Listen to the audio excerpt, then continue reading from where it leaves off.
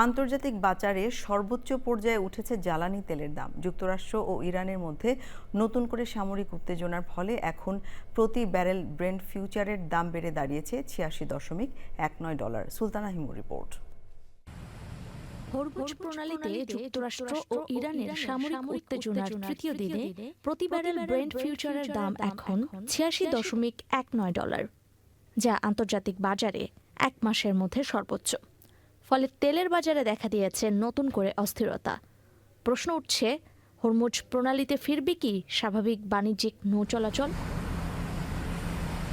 জাহাজ পর্যবেক্ষণকারী প্রতিষ্ঠান মেরিন ট্রাফিকের তথ্য অনুযায়ী এই সপ্তাহে হরমুজ প্রণালীতে জাহাজ চলাচল করেছে 50% কম। বাজার বিশ্লেষকদের দাবি, উভয় পক্ষের মধ্যে সামরিক অবস্থান শান্ত না হলে তেলের বাজারে বড় ধরনের মূল্য বৃদ্ধির ঝুঁকি থেকে যাচ্ছে। তেলের দাম $100-এও উঠতে পারে বলে শঙ্কা বিশ্লেষকদের। মার্কিন জ্বালানি মন্ত্রণালয় এক বিবৃতিতে জানিয়েছে, বাজারে পর্যাপ্ত সরবরাহ বজায় রাখতে যুক্তরাষ্ট্রের সামরিক বাহিনী তেল প্রবাহ অব্যাহত রাখবে। Sultana Himu, channel I.